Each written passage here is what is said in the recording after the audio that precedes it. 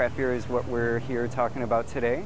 We've got a fantastic selection of over, I think, roughly 100 or so different craft beers, all made in the United States, heavily influenced, focused on Midwestern beers. So we've got some great stuff made from in and around Chicago, as well as our neighbors over in Michigan and Indiana. So I'll be taking you through a few different kind of styles, some of my favorites, and get on in. Good segue from Miller and Budweiser would be a wonderful lager such as the Crankshaft Kolsch, which is a Kolsch-style Pilsner from our buddies over at Metropolitan Brewing Company, located right up in Chicago proper. What's really cool about Metropolitan Brewery is that they are a brewery that specializes in lager styles. A lot of the craft breweries in the United States tend to focus more on bigger, fuller flavored, fuller bodied ales. And that can be a big shock to the average American palate. Something, when you're used to drinking something that tastes like sweet corn and is only about 4.5% alcohol by volume, it's going to be a big shock to your palate if you all of a sudden approach it with a monstrous double IPA or a big hearty stout that's 9% alcohol by volume and has the weight of 1,000 suns. It's a big leap. So having something like this nice, light, very European-style lager made with all-natural, finest ingredients, pure barley malt in there, nice, fresh, noble hops in there, so you have a great sort of grassy, subtle citrus note to it. Just a really clean, refreshing, easy kind of gateway beer. The next beer we have today is going to be a traditional Bavarian-style Hefeweizen, or wheat beer. So that's essentially a German-style wheat beer.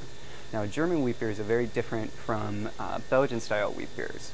Whereas a Belgian-style wheat, something like, I suppose, like a Blue Moon or like an Allagash White, if you're sort of in the beer community, something like that, they're going to be spiced with coriander and orange peel, and so they're just really light and effervescent, have a nice crisp feel to it. And typically they're unfiltered, so they have this really cool kind of hazy, cloudy body.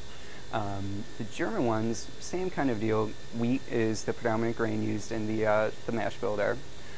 But instead of adding spices to it, the particular yeast strain that they use has this great sort of clovey, banana bread sort of quality to it. And it just works really well with the grains. So what I did for this is Two Brothers Edelweiss. Two Brothers, another great brewery located right over in Warrenville, Illinois. So you can see the local focus continues. This is their traditional German Hefeweizen, the Edelweiss. So only right around 5% alcohol by volume, so a nice, easy, light, refreshing beer.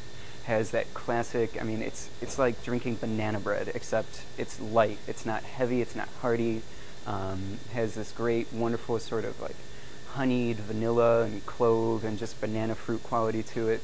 It's a really neat one for if, you've kind of gotten started out with lagers and kind of want to start branching out into some of the more exotic, eccentric kind of styles of beer. I think this would be an awesome one. Great flavor, great brewery and brewers behind it. So we are featuring a really cool IPA from our buddies over at Finch's Brewing, another great local brewery, started up in Chicago, I want to say just a little bit over a year or so ago now. They have been doing a really cool canning line, so they've got their 4-pack Tallboy cans available, which nobody doesn't love a Tallboy, has always been my statement. But the beer itself inside is really neat. It's got a great sort of caramel sort of malt backbone to it, where it's firm but it's not too heavy, and then they hop it really well, so you get this great kind of resiny, piney, citrus kind of aromatics to it with a nice sort of toasty malt back in there. Wonderfully balanced, yet leaning more towards the bitter side in terms of flavor. You get that nice malt sweetness up front, and then it's just finished really nicely and cleanly by the almost kind of astringent sort of bitter hop presence in there.